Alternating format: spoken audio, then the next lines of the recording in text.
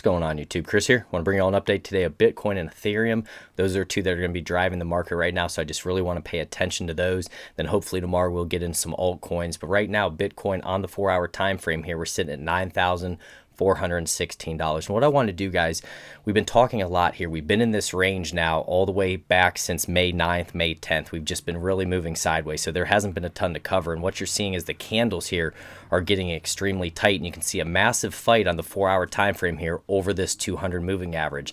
There have been several times that we've dropped below it, we've got back up above it, we dropped below it, and now we're basically sitting directly on it. If you can take a look here, this white moving average, this is so important for us because we don't want that to start acting as overhead resistance for us. What we've been doing is basically we've been stuck in this ascending triangle here. So we've had our higher lows coming in and we had our flat top here, and basically the encyclopedia chart patterns will tell you that 70% of the time ascending triangles do continue this trend and they'll break to the upside, but you still have that 30% chance that you'll have a downward move. And what we've been having are these downward moves, but the bulls still keep stepping in. The only problem for me is it hasn't been on the most volume. We really want to see more volume come in so that we can get over top of these key levels, because we have failed now at $10,000 about 6 times. So it's so important for us to get up above 9,880 is going to be the overhead resistance I'm looking at.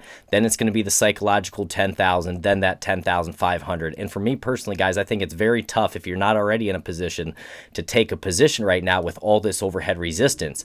I mean, you got to think about it. We're looking at 9,500 overhead resistance, 9,800, 10,000, 10,500 are all going to be overhead resistances that we're going to need to get through, and that's going to need to be on heavy volume as well. So I wanted to bring that to your attention, but you can see the volume now is falling off. So in my opinion, when this volume really starts falling off, or you get those really tight candles, you're going to have a move, whether it be to the upside or the downside, but it's going to tell you that it's coming. So for me, the most important thing is for us to stay in this ascending triangle and not start breaking down to the downside. If we are to move to the downside, support's going to be at 8,674. I also have an alert here at 8,535 that I'm going to be taking a look at as well. But to the upside, we have to break out of this ascending triangle and turn that into support so that we can get back up over top of 10,500. Because overall, guys, like we've been talking about here, in the macro sense, we are still having lower highs. Okay, and we're just going to take you back to 14,000 here, but you can see 14,000, then we had that 10,500, then we've had this whole top here around 10,000 that we keep flirting with, and that's why it's so important to get over top of this, set a higher low, and then a higher high. That's what we're looking for. But right now, we're just not there yet. And I know, guys, on the 4-hour time frame here, I was looking at some things, and what you can see is that we had a really nice push up. So we had basically like a long leg doji candle here, and then we had a nice little move, another doji candle here, so a long leg doji, a doji, and then we had almost like a bullish engulfing candle. We made a nice move to the upside, came on above average volume. So what we could also look at is this going to be, in the micro sense here, is this going to be a little bull flag where we have this pull up and then we have this little mast right here, and then we potentially could have that next move to the upside to challenge $10,000. It's a possibility, but the candle that we're having today, as you can see, we wicked all the way up to around that 9,555, and we saw rejection. So we've been rejected by more than $100 right there. You can see how we're starting to move to the downside. Now, in terms of the volatility stop, say you're playing this on the 4-hour time frame, they have a volatility stop at $9,307. And if we take a look at TradingView for Bitcoin, right now, you can see it's just dead neutral, guys. Truly, this is a coin flip.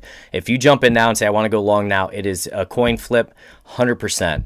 No one knows right now besides the market makers which direction this market is going to go. It is so neutral right now. You can see we have a 9 sell, 9 neutral, and a 10 buy right now. Even our moving averages, 8 sell, 1 neutral, 8 buy, 8 neutral for our oscillators, 2 buy, and 1 sell. So this is an area I'm going to continue to preach being very careful. I am not in a position right now. I'm waiting for a great opportunity, and for me, with all this overhead resistance, this would not be the time to jump in. It's taken a lot of patience, guys, to just sit back. I've been playing other markets while this has been taking place, but this whole sideways movement here, it's not a good trading position, because basically all these long wicks are going to get you, and we're not really moving anywhere. So that's where the bots will just eat you apart. We want to be trending. We want to be in a solid trend when you want to take a position. What we're trying to figure out is if this is distribution up here and guys are getting rid of their shares and we're almost getting into one of these rounded tops and we're going to start heading to the downside, that's always something that can happen, or if this is going to be continuation from this intermediate term uptrend that we've been in. Now we're moving sideways. Are we going to get a break to the upside out of here and start moving and trying to challenge that 10,500 that we did wick up to at one point before we dumped back down to about 9,200? A lot of people got caught on this one up here. Started to break out. We got to 10,500, and before we know it, we basically dropped $1,000. And that's just how quick and how fast these things happen, guys. So you always want to put the trend on your side. And right now we're just consolidating sideways. We're waiting to see what we do with this 200 moving average on the 4-hour time frame, because that's where I like to trade, is the 4-hour time frame. And then we'll bounce out to the 1 day. Guys, if you get some from this, help this channel out, like, subscribe, hit that notification bell, share with your friends. All that really helps out with the algorithm. Just when you put a thumbs up or a smiley face down there, it really helps the channel, and I appreciate it, guys. I really do.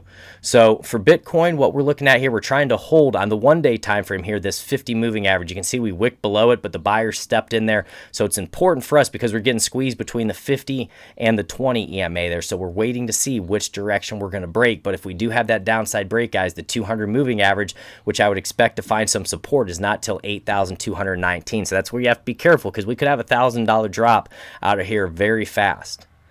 Okay, so just be aware of that. I wanted to point that out to you. And now if we take a look at the indicators here, we're going to go into our relative strength index. Relative strength, you can see we're still losing some strength here.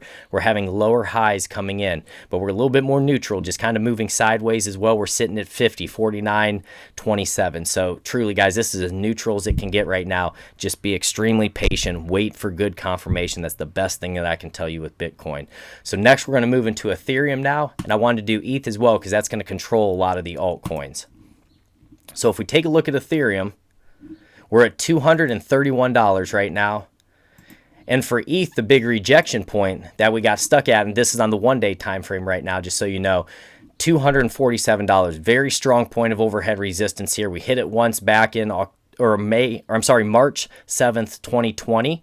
So when we hit it, then we just hit it again, and we went up, came back down, tried again, and we failed. So now what we're trying to do is find support off this 50 moving average to see if we can get up over top of that. That's the main deal for Ethereum right now. We have to break $248. If we can break $248, then it could be smooth sailing to about that 277, and then maybe, guys, even all the way up if we can get over top of this area here, about 285, even to 324.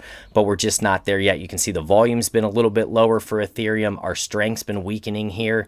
So the main thing for me is closing up above this 50 moving average today, which is going to be extremely important for us, and ultimately staying up above this 200 moving average as well. So for support, we're going to be looking at $218. We don't want to drop below. And then overhead resistance, we need to get up over top of $247, which is going to be critical for us. And you can see, guys, with Ethereum, we had this nice trend line break out of here. And a lot of times you'll have this, over 50% of the time, you'll notice that you'll get these trend line breaks, and you'll actually back test the trend line before you continue to move again. So like one of those throwbacks is what it's called. Now, in terms of trading view for Ethereum, if we get into this and take a look here, Ethereum's just a hair ahead of Bitcoin. Right now we're sitting at an 8 sell, a 9 neutral, 11 buy. Moving averages 7 sell, 1 neutral, 9 buy, and you can see the oscillators, how neutral this is. 1 sell, 8 neutral, 2 buy. And basically what's happening in the short term is where we're having that selling. So you can see our 5 moving average, our 10 moving average, and our 20 are going to be all sells, but our 30, our 50, our 100, those are all going to be buys. So that's extremely important for us as we continue to look at this. And then as we look at our relative strength index, neutral, stocks neutral, commodities neutral, momentum's a buy, MACD levels a sell, bull bear power's a buy, ultimate oscillators neutral. So yet again, this is just really tough situation here. And what we're doing is waiting for those whales. We're waiting to see which direction the market makers are going to put this, because for Ethereum here, guys, we still are having higher highs and higher lows in this secondary intermediate term trend. And right now the volatility stop on the 1 day time frame for Ethereum's at 224. So it is still showing an uptrend. You can see how it's green. And guys, whenever we enter those downtrends, it will turn red. So that can kind of help you in terms of aligning yourself with the trend. When it's red here, a lot of the times you don't want to go long. Right? Does that make sense? Because you can see how we had this pure downtrend and all this red right here. And you want to wait for that confirmation and for that trend to change. But right now we're waiting to see if this is going to be consolidation sideways and we make this move, or if this is where we just start dropping hard to the downside and things can get pretty crazy, guys. That that 200 moving average is all the way down at $183. So if we drop from 231 to 183, that's also going to bring a ton of the altcoins down with it. So yet again, another sticky situation.